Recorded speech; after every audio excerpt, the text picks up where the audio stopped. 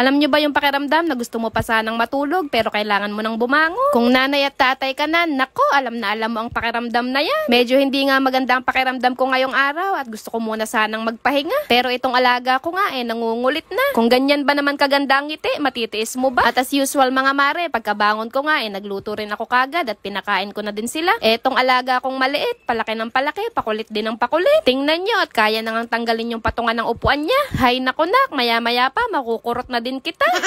Yung isang bata nga pala dito kanina, pamangkin ng asawa ko. Habang bakasyon nga sa school, dito muna siya sa amin pansamantala. At hindi talaga po pwede na hindi ko kagad liliguan etong batang maliit pagkakatapos kumain. Pag kumakain nga kasi siya, halos buong katawan madumi. Dito ko na muna siya pinaliguan sa labas at marami pang ang kalat sa mesa namin. Pagkatapos ko nga siya mapaliguan, bumalik na muna ulit ako sa paghiga. Medyo masama nga kasi talaga ang pakiramdam ko ngayon. Hindi ko kasi talaga pinipilit ang sarili ko na kumilos kapag masama ang pakiramdam ko. Ito nga ang dahilan mga mare kung bakit hindi ako nakapag-upload ng mini vlog kahapon. Hindi ko talaga kinaya na mag-edit at mag-voice over dahil medyo masakit nga ang ulo ko. Sinabi ko pa naman sa sarili ko na ngayong na-monetize na ako mas lalo akong magsisipag sa pag-upload. Pero dahil pinakamahalaga nga ang ating kalusugan, kaya may nabuti ko na lang muna na magpahinga. Maigi na nga lang din at hindi sinapian ng ligalig itong isang bata. Tamang laro lang habang nakahiga ako dito. Naglaro lang siya ng mga ilang minuto at maya-maya pa nga nakatulog na din. Sinabayan ko nga ang pagtulog niya at bumangon lang ako nung magising din siya. Nung makapagpahinga nga ako medyo umayos-ayos naman ang pakiramdam ko. Pagkagising ko nga nag-asikaso na rin ako kagad ng aming panghapunan. At ano na naman kaya itong pinamalengke ng asawa ko kanina? Hulaan ko, karning baboy na naman to. Charot! O, diba? Karne na naman nga. Eto kasing asawa ko, napakahilig talaga sa karning baboy. Medyo nahiya pa nga, bumili din kuno ng pansahog na munggo. Kaya etong ulam nga namin ngayon, ginisang karne na may konting munggo.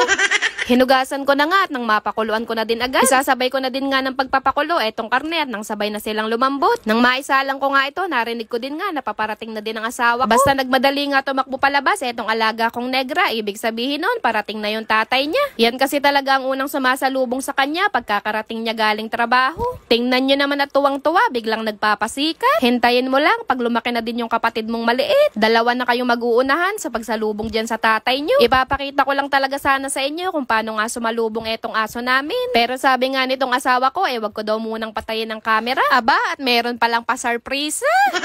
Pa-blowout niya daw sa akin dahil na-monetize na yung asawa niyang maganda. Ang sweat naman talaga. Ikaw na ba ang icing sa ibabaw ng cake ko?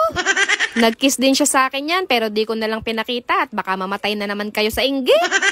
Mabalik nga tayo dito sa pagluluto ko mga mare. Tingnan nyo, napakaraming malunggay na binili. Akala mo, napakarami kong padededehin. Kung sa bagay, dalawa nga pala silang dedede.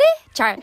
At naluto na nga pala ang aming ulam. Tara, kain na tayo mga mare. Nang makatapos nga kami maghapunan, syempre, kakainin din natin etong pa-cake ni Mayo. Napakatamis mga mare, sing tamis ng pagmamahal niya sa akin. Char.